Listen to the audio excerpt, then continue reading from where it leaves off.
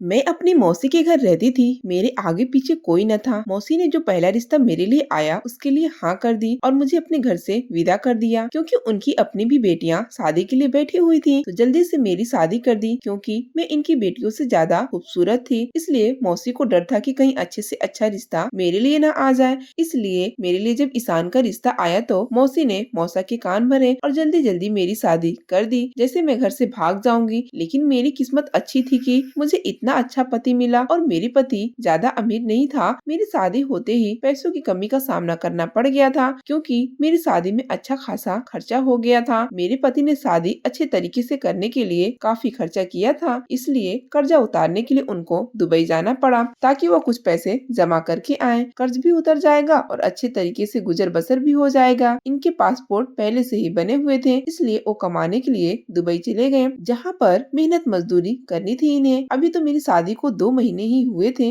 मेरे पति विदेश चला गया और मुझे बहुत अफसोस हो रहा था। मैं अपने पति के साथ ज्यादा वक्त नहीं गुजारी थी। ईशान ने मुझसे कहा कि मैं जल्दी वापस आ जाऊंगा, थोड़ा सा सब्र करना। पैसों की परेशानी बहुत ज्यादा है, सिर्फ शादी ही नहीं, अपना घर बनाने के लिए भी कोशिश कर रहा हूँ, क्योंकि अभी हम किराए के घर में रहते हैं। क्या तुम नहीं चाहते कि हमारा अपना घर हो? इस तरह की बातें करके ईशान मेरी उदासी को दूर करने की कोशिश की, क्योंकि इनके जाने की खबर सुनकर मैं काफी दिनों से उदास थी। फिर मैंने सोचा कि वो ठीक ही कह रहे हैं, मुझे थोड़ा सा इंतजार करना होगा। इसके बाद जब हमारे हालात और बेहतर हो जाएंगे तो हम एक खुशहाल जिंदगी का आगाज करेंगे। अपने पति को तो मैंने मुल्क से बाहर भेज दिया था, लेकिन अब इस घर में मैं और मेरी सास रह गई थी। मेरी सास से ज्यादा बातचीत नहीं हुई थी, क्योंकि मुझे पता था कि मेरे पास अपने पति के साथ वक्त गुजारने के लिए बहुत कम वक्त बचा है। इसलिए शादी से लेकर अब तक का सारा दिन रात मैंने अपने पति के साथ ही गुजारे थे। अपनी सास के साथ बैठने और बात करने का तो मुझे न वक्त मिलता था,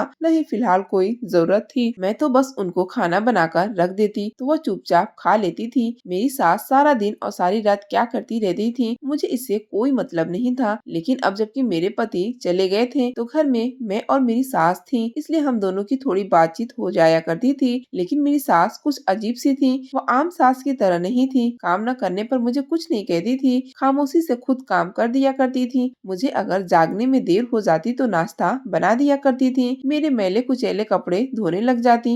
इन तमाम बातों से मुझे खुशी नहीं मिली थी, बल्कि गुस्सा आने लगा था। एक दिन मैंने उनसे कह दिया कि आप मोहल्ले वालों को क्या बताना चाहती हैं कि आपकी बहू को काम नहीं आता, दिन चढ़े सोई रहती है, अपने कपड़े नहीं धो सकती, सफाई नहीं कर सकती। दूसरे शब्दों में तो आप मुझे बदनाम करना चाहती हैं। मेरा इतना सा कहना था कि इसके बाद मेरी सास ने किसी काम को हाथ नहीं लगाया। अब अगर हफ्तों भी मेरे कपड़े मैले कुचैले पड़े रहते, वो नहीं धोती थी। अगर मैं देर से जागती तो चाय नाश्ता नहीं बनाती थी, सिर्फ अपने लिए बनाती थी। मुझे इस बात पर भी हैरानी हुई थी कि इन्होंने मुझसे कोई झगड़ा नहीं किया था, बल्कि खामोशी से सारे काम छोड़ दिए। फिर कुछ दिन के बाद एक अजीब सी बात होने लगी। जब भी मैं खाना बनाती तो मुझसे कहती थी, एक आदमी का खाना ज्यादा बना देना। मैंने पूछा कि घर में तो सिर्फ हम दोनों ही हैं, तो फिर 3 लोगों का खाना क्यों? तो उन्होंने जवाब दिया कि तुम्हारे ससुर जिंदा नहीं है, इसलिए मैं उनका खाना किसी गरीब को दूंगी ताकि इनको पुण्य मिले। अपनी सास की यह बात सुनकर मुझे हैरत हुई, क्योंकि आज से पहले उन्होंने कभी इस बात का जिक्र भी नहीं किया था। जब तक मेरे पति यहाँ पर थे, उन्होंने कभी भी मेरे ससुर का खाना किसी गरीब को नहीं दिया था।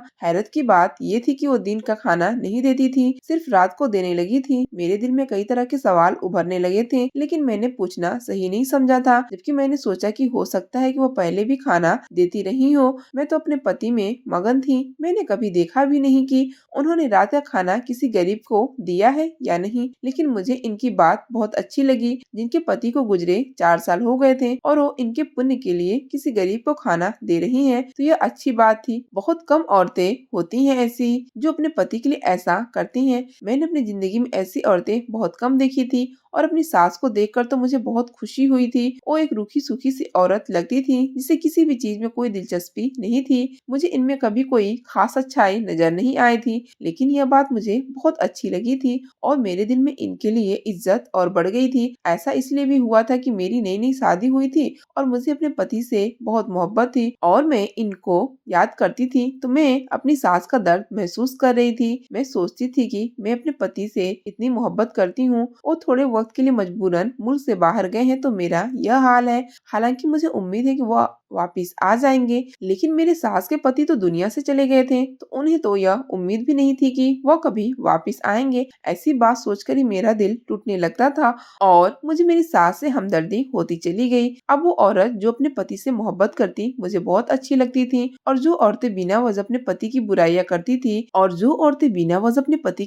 करती थी मेरा उनके पास बैठने को भी दिल नहीं करता था। मेरी सास रोज खाना लेकर घर से बाहर चली जाती थी और काफी देर तक बाहर ही रहती थी, यहाँ तक कि मुझे नींद आने लग जाती थी, लेकिन मुझे जागना होता था क्योंकि मुझे अपनी सास के लिए दरवाजा खोलना होता था। एक दिन परेशान होकर मैंने अपनी सास से कहा कि आप खाना देने जाती है तो इतना वक्त क्यों लगाती हैं? मैं जल्दी सोने की आदी हूँ, क्योंकि सुबह सवेरे ही ईशान का फोन कॉल का वक्त होता है। मेरी सास ने कहा कि गरीब को खाना देने के बाद मैं पड़ोस में चली जाती हूँ, वहाँ बातें करती हूँ, इसलिए थोड़ी सी देर हो जाती है। आगे से तुम सो जाया करो, मेरी फिक्र छोड़ दो। मैं दरवाजे को बाहर से ताला लगा कर जाऊंगी और चाबी भी अपने साथ रखूंगी। सास की बात सुनकर मुझे सुकून आ गया था, यानी मेरा मसला हल हो गया था। मैं बेफिक्र से सो सकती थी। मेरे पति की वहाँ पर नाइट ड्यूटी थी, इसलिए वो रात में मुझसे बात नहीं करते थे और मैं जल्दी सो जाया करती थी। हमारी बात सुबह होती थी, इसके बाद दिन में कई बार होती थी। मैंने सोचा कि सास अकेली बोर होती हैं, इसलिए वो रोज पड़ोस की औरत के साथ जाकर बैठ जाया करती हैं। मुझे इनके जाने पर कोई एतराज नहीं था, ना वो मेरे मामले में दखल देती थी, ना मैं उनके मामले में। अब तो मैं खुद को खुशकिस्मत समझने लगी थी कि मुझे इतनी अच्छी सास मिली है जो कि मुझे कुछ नहीं कहती, वरना शादी से पहले तो सबने सास का ऐसा रुख मेरे दिमाग में बना दिया था कि मुझे बहुत डर लगता था कि न जाने मेरी सास कैसी होगी। जिंदगी ऐसी ही चल रही थी। एक दिन मुझे ऐसी खबर मिली जिसे सुनकर मेरे पैरों तले से जमीन खिसक गई थी, और मैं जो इतने दिन अपनी सास की तारीफ कर रही थी, इनसे एक पल में ही नफरत महसूस होने लगी थी। मेरी भोली भाली दिखने वाली सास अंदर से इतनी सातिर होगी मुझे मालूम भी नहीं था। मैं तो इन्हें इस कदर मासूम समझ रही थी कि जैसे वो गुनाहों से बिल्कुल दूर रहने वाली औरत हो। मुझे पता नहीं था कि मुझे नहीं पता था कि उन्होंने अच्छाई की चादर ओढ़ रखी है, और जो हकीकत है वो इसके बिल्कुल उलट थी और बहुत ही खौफनाक थी। यह सब कैसे हो सकता है, मुझे यकीन नहीं आ रहा था। यह हकीकत जानकर तो मैं बहुत परेशान हो गई थी और सोच रही थी कि मैं अपने पति को ये सब कुछ बता दूं। भला ये भी कोई बात बताने वाली थी जो मैं किसी को बताती। मैं तो अपने सास से दोहराते हुए शर्मसार हो रही थी। भला मेरी बूढ़ी सास इस तरह से कैसे कर सकती है? लेकिन जब मैंने गौर किया तो इतनी बूढ़ी नहीं थी। मेरी सास ने कहा था उनकी शादी हुई थी तो उनकी उम्र 15 साल की थी। ये कोई हैरानी की बात नहीं थी, वाकई में ऐसा होता है। और मेरी सास अब 40 से कुछ ऊपर की होंगी, लेकिन इनकी तबीयत अक्सर खराब होती रहती थी, जिसकी वजह से ऐसा महसूस होता था कि इन पर बुढ़ापा आ गया है। लेकिन कुछ दिन से मैंने ये भी देखा था कि उनके चेहरे पर एक फिर से रौनक आने लगी थी। एक दिन अचानक वो मेरे सामने चक्कर खाकर गिर पड़ी तो मैं परेशान हो गई। इन्हें होश में लाने की पूरी कोशिश की और मेरी कोशिश करने पर ही वो जल्द होश में आ गई थी। मैंने उनसे पूछा कि आपको क्या हुआ है, तो उन्होंने कहा कि शायद मेरा ब्लड प्रेशर लो हो गया है। हाँ ठीक है, मैं आपको अस्पताल लेकर चलती हूँ। मैंने रिक्शा पकड़ा और उनको पास के अस्पताल में लेकर चली गई, पर आते ही वो एक बार फिर से बेहोश हो गई थी। मैं परेशान हो गई कि आखिर इनको हुआ क्या है। शायद वाकई उनका ब्लड प्रेशर बहुत ज्यादा लो हो गया है। डॉक्टर ने कहा कि इनके कुछ टेस्ट होंगे। डॉक्टर ने इन्हें आराम का इंजेक्शन दिया और इनका खून सैंपल लेकर कुछ टेस्ट किए। इनके होश में आने के बाद हम घर वापिस आ गए, लेकिन अगली सुबह जब मैं रिपोर्ट लेने गई तो मेरे पैरों तले से जमीन निकल गई, क्योंकि उस रिपोर्ट के मुताबिक मेरी सास प्रेग्नेंट थी।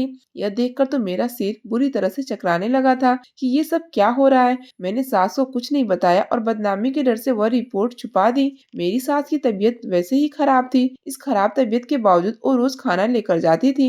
मुझे गुस्सा आ गया। मैंने कहा कि किस तरह का ड्रामा कर रही है ये औरत, लेकिन मुझे नहीं पता था ये औरत इतनी गिरी हुई निकलेगी। अब तो मुझे यकीन हो गया था कि खाना देने के बहाने अपने आशिक से मिलने जाती थी। यकीनन खाना भी उसी को देती होगी, बल्कि उसके साथ मिलकर खाती होगी, क्योंकि वो बहुत सारा खाना निकाल कर ले जाती थी, जो कि 2 लोगों के लिए काफी होता था। पहले मैंने इन चीजों पर ध्यान नहीं दिया था, लेकिन अब मैं सोचने पर मजबूर हो गई थी, क्योंकि बात ही ऐसी थी। मैंने फैसला किया कि इस बात का पता लगा कर रहूंगी कि आखिर मामला क्या है और मेरी सास रोजाना रात को कहाँ जाती है। मैंने सोचा कि सारे सबूत इकट्ठे करूंगी, इसके बाद ही अपने पति को सारी बात बताऊंगी। मेरे पति को भी पता चले कि इसकी माँ ने कितनी अच्छी हरकत की है। इंसान जवानी में ऐसी गलती करता है तो बात समझ में आती है, लेकिन बुढ़ापे की दहलीज पर कदम रखते हुए मेरी सास को थोड़ा भी एहसास नहीं हुआ कि वो पल पल मौत के करीब हो रही हैं। वैसे तो मौत हर वक्त इंसान की सर पर होती है, कभी भी आ सकती है, लेकिन बुढ़ापा मौत का हिस्सा होता है।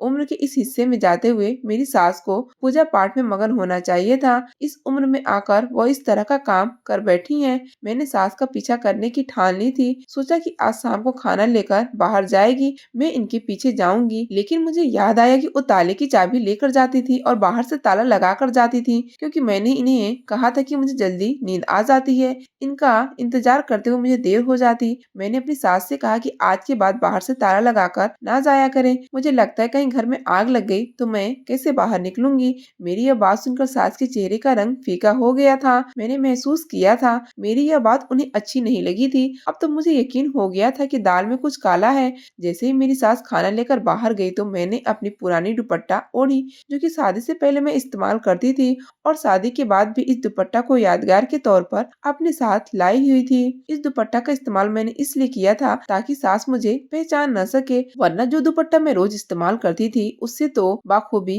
पहचान सकती थी कि मैं इनका पीछा कर रही हूँ। रात के 9 बज रहे थे और गली में सुनसान हो गई थी, क्योंकि मोहल्ले वाले जल्दी से सोने के आदी थे। मैं इस तरह से सास का पीछा कर रही थी कि उनको थोड़ा भी शक न हो कि कोई उनके पीछे है। वो शायद अपनी धुन में चलती जा रही थी, हाथों में खाना थामे हुए चलते चलते वो बहुत दूर आ गई थी। मुझे हैरानी हुई थी कि एक बीमार औरत इतनी दूर कैसे आ सकती है।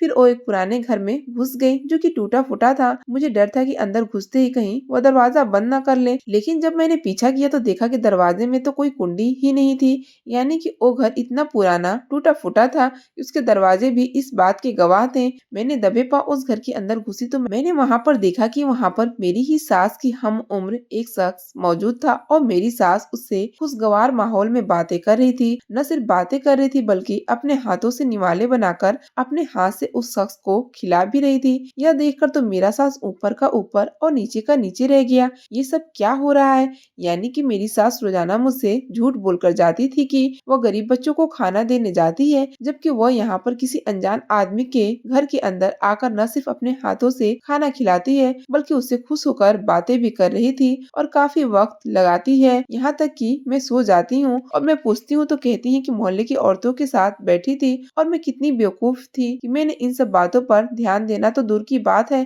कभी सास पर जरा भी शक नहीं किया था और मैं उसको एक अच्छी औरत समझती रही जो अपने पति के लिए वफादार है और उनको पुण्य पहुंचाने के लिए खुद गली के बाहर आकर गरीबों को खाना देती है। लेकिन बात सिर्फ अब खिलाने की हद तक नहीं थी, न ही किसी अनजान शख्स से बातें करने की हद तक थी, बल्कि बात तो उससे भी बहुत आगे निकल चुकी थी। मेरी सास प्रेग्नेंट हो चुकी थी। अब तो मुझे यकीन हो गया था कि यही वो शख्स है जिसके साथ मेरी सास का कोई चक्कर है। इसी वजह से खाना देने के बहाने यहाँ आती हैं। अब ये आदमी कौन है मैं नहीं जानती थी। पहले तो मेरा दिल किया मैं वहाँ जाकर इन दोनों के मुंह पर इन्हें बुरा भला कहूँ। फिर मुझे ख्याल आया कि कहीं वो दोनों मुझे नुकसान न पहुँचा दे और पीछे अपना घर भी खुला छोड़कर आई थी, कहीं चोर न घुस जाए। मुझे फिक्र थी। जैसे मेरे दिल में चोर का ख्याल आया मैं फौरन वापिस आ गई, क्योंकि वहाँ पर मेरे जेवरात पड़े थे और कुछ कीमती सामान भी। मैं सोच सोच कर पागल हो रही थी। मैंने फैसला कर लिया था मेरी सास घर आएगी तो मैं उसके सामने वो सब कुछ बोल दूंगी जो मेरे दिल में है। वहाँ पर तो मैंने उस अनजान शख्स के डर से कुछ नहीं कहा था, लेकिन घर में तो मैं बोल सकती थी।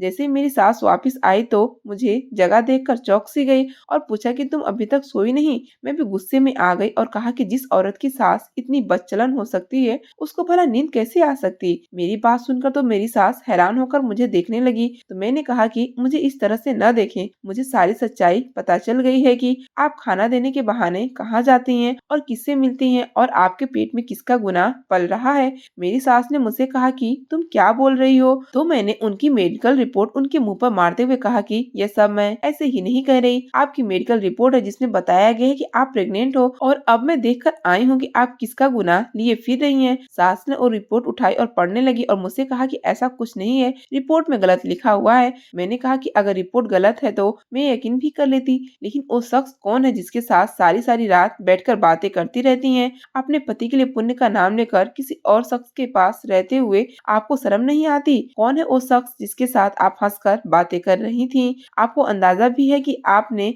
मेरे पति की इज्जत को मिट्टी में मिलाकर रख दिया है। क्या मुंह दिखाएंगे मेरे पति सारी दुनिया को? क्या कहेंगे कि ये सारी दुनिया क्या कहेगी? इसकी बूढ़ी माँ जिसने अभी अभी बुढ़ापे की दहलीज पर कदम रखा है, वो प्रेग्नेंट हो गई है। अगर मेरे ससुर जिंदा होते तो फिर भी जमाना कुछ न कहता, थोड़ी बहुत बात होती और फिर सब चुप हो जाते कि चलो कोई बात नहीं। लेकिन अगर दुनिया मेरे पति से सवाल करेगी तो जमाने में किसी को मुंह दिखाने के काबिल नहीं रहेंगे। लोगों की बहन या बेटी इस तरह के काम करती है तो उनके सर सम से झुक जाते हैं। लेकिन ये पहली बार है कि जवान लड़के की माँ ने इस तरह का काम किया है। मेरे पति तो बदनामी के डर से अपनी जान ही ले लेंगे। मैंने अपने दिल की सारी भड़ास सास के सामने निकाल दी। उन्होंने कहा कि तुम गलत समझ रही हो, वो शख्स मेरा भाई है। उसे किसी ने गलती से डकैती के केस में फंसाया था, जिसकी वजह से वह पुलिस से छुपकर उस घर में बैठा हुआ था। मैं उसे खाना देना चाहती थी। मैंने मजबूरी में तुमसे झूठ बोला था कि तुम क्या सोचोगे कि मैं कहाँ जाती हूँ, इसलिए मैंने ये सब कहा। मेरी सास झूठ पर झूठ बोल रही थी। मैंने कहा कि आप इतना झूठ मत बोलो, ये रिपोर्ट बिल्कुल सच है और वो आदमी आपका भाई नहीं है। वक्त आने पर जमाने के सामने हर कोई भाई बहन बन जाता है। अपने इतने बड़े भाई को कोई भी औरत अपने हाथ से निवाला बनाकर नहीं खिलाती। इस तरह की हरकतें अपने आशिक के साथ ही करती हैं और वो आपका भाई नहीं है। यह बात मुझे मालूम है। इतनी कम अक्ल की मैं नहीं हूँ कि मैं समझ ना सकूंगी कि दो लोगों के बीच में कैसा रिश्ता हो सकता है। हाँ ठीक है, वो आदमी पुलिस से छुप रहा होगा, यह बात आखिर सही है, लेकिन आपका भाई नहीं है, वो आपका आशिक है। गुस्से में न जाने क्या क्या बोल रही थी कि मेरे फोन की घंटी बजी और फोन को सुनकर तो मेरे सर पर आसमान गिर गया। हैरत से अपनी सास की तरफ देखा और मेरे हाथ से मोबाइल छूटकर गिर गया। मेरी सास ने हैरत से कहा कि ये किसका फोन है, क्या हो गया? मेरा बेटा तो ठीक है ना? बताओ तुम इतनी हैरान क्यों हो रही हो? और फोन सुनने के बाद बताओ मुझे किसका फोन था? मैंने सास से कहा कुछ नहीं और मैं कमरे में आ गई और अपने आप को कमरे में बंद कर दिया और मैं फूट फूट कर रोने लगी थी। मेरी सास दरवाजे पर थी और मुझसे पूछ रही थी कि किसका फोन है और मैं क्यों रो रही हूँ। यकीनन वो परेशान थी, लेकिन अपनी सास को क्या बताती कि फोन उस लैब से आया था जहाँ पर मैंने अपनी सास के टेस्ट करवाए थे और लैब वाला शख्स मुझसे कह रहा था कि नाम एक होने की वजह से टेस्ट में गलती हो गई है। आपकी सास की रिपोर्ट किसी और के पास चली गई है और किसी और की रिपोर्ट आपकी सास के पास आ गई है। जो रिपोर्ट आपके पास आई है वह एक नए शादीशुदा जोड़े की है जो आपकी सास के नाम की है और आपकी सास की रिपोर्ट मेरे पास है और इस रिपोर्ट के मुताबिक आपकी सास को जिगर का कैंसर है। अब मैं अपनी सास को क्या बताती कि मैं जो इतनी देर से इनके किरदार पर उंगली उठा रही थी, इनके पास तो वक्त ही कम बचा था। मैं किस मुंह से अपनी सास से माफी मांगती? आखिरकार मैंने दरवाजा खोल दिया और अपनी सास के गले लगकर फुट फुट कर रोने लगी और उनको सारी हकीकत बता दी। उस दिन के बाद मेरी सास बहुत बीमार हो गई थी और उनकी आंखों में हर वक्त मेरे लिए शिकायत रहती थी। वो शख्स वाकई में मेरी सास का भाई था जो पुलिस से छुप रहा था। एक छोटी सी गलतफहमी ने सब कुछ बर्बाद करके रख दिया था। मेरी सास कुछ महीने के बाद इस दुनिया से हमेशा हमेशा के लिए